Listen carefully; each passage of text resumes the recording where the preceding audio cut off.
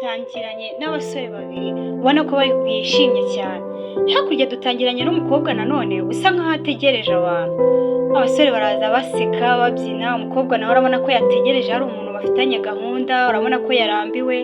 Abasore bageze kuri wa mukobwa batangira umwana ati genda mari ntariwe, ntacyo agutwara, agenda biracamo muvandimwe.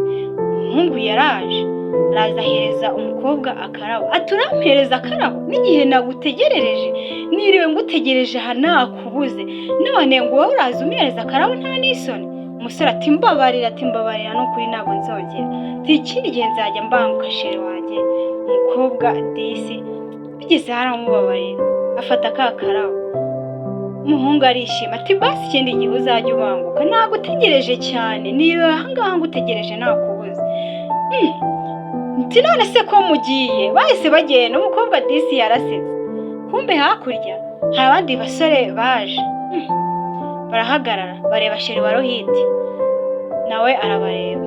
Umusore aza yipanze, akandi tundi dusore turavuga turiya mukobwa mwamuberanye wamutereta akakwemera.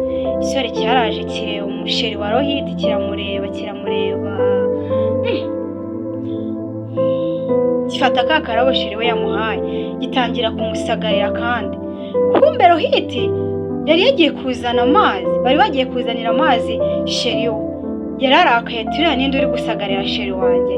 Baje biruka barakaye, ati ntabwo bishoboka ko umuntu yasagarira sheri wanjye. Ataranabaza baramukubise, ati ni gute wawe waza usagarira sheri wanjye? Ni gute waza umubangamira muri ubu buryo? Igisore cyarahagurutse, ati gute wowe waza unkubita? Kigiye kumukubita Rohiti aba arakivunya akaboko, ati nta muntu ujya umenyera sheri wanjye, nta muntu ujya umenyera sheri wanjye, ngiye kuri sheri wanjye nanakwica. Mujye mumenyera ibindi ariko sheri wanjye mumureke. Ibisore bikozwe n'amasoni bihita bigenda, ati undi munsi tuzagucira. Rohiti yahise yishima, abasore mwige kurwanirira abasheri banyu. Ahita ahobera sheri we disi, Riki nawe arishima, mwige kurwanirira urukundo. Nuko Riki ari kuvugira kuri telefone, arebye hakurya ahita abona Rupa, wa musheri wa Rohiti. Turiya si sheri wa Rohiti ra? Turiya si sheri wa Rohiti?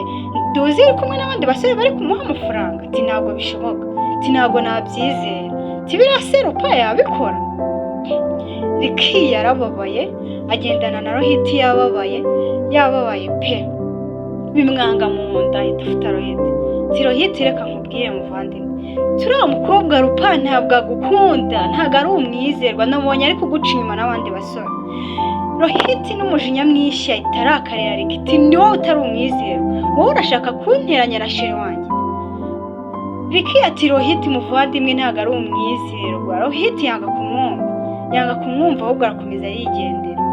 Rohiti akiri aho ngaho telefoni biramuhamagaye, tumva tituzanira amafaranga, ati ka gakobwa twagashimuse, nutazana amafaranga turakica, ka gakobwa wiratana, wino twereka kuri indwanya.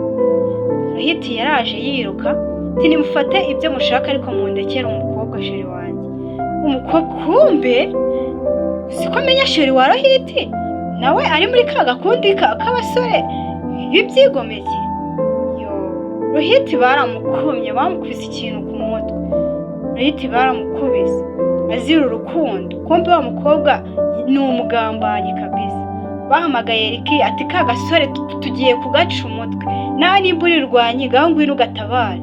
Riki yaraje asanga Rohiti ukuntu bamugize, agahinda karamwica arababara cyane. Ati Rohiti muvandimwe ndagukoze. Ati Rohiti arabamwereka, ati ni bariya, arababara. Byohereza umuhungu ngo azamukubite. Ati ni gute mwakubita umuvandimwe wanjye? Arabakubita koko, arabakubita. Ati ntabwo bishoboka ko umuvandimwe wanjye mwamukora ibingibi ndeba. Nubwo disi yari yanze kwizera ukuri kwiwe, urabona yuko Riki yari ari kubwiza ukuri Rohiti. Rohiti we yari yizeye umukobwa ko amukunda, none disi umukobwa ni umugambanyi. Riki yabimubwiye anga kubyumva. Disi ukuntu Rohiti bamugize. Nuko Riki yahambura Rohiti aramubwira ati Riki uyu mundekere n'uwanjye. Riki nawe yaramukubise, amwishyura ibyo bamukoreye, aramukubita koko. nimukatumenye. Riki na Rohit bafatana mu maboko nk'abavandimwe nk'inshuti ubundi uyibona mu byaha. Ni gute inshuti yanjye rwose ntabwo bagukora ibi ngibi, begera ka gakobwa kakozwe n'amasoni. Ni gute wakora ibi ngibi ukankorera ibi ngibi ukangambanira koko? Amafaranga niyo wari ukeneye, amafaranga. We ntabwo uri umwizerwa. Riki niwe nshuti yanjye, naho wowe ntabwo uri umwizerwa, ntukwiye kwizerwa pe, ahubwo uri umugambanyi. Abasore bahita bigendera, ndabasiga agakobwa aho.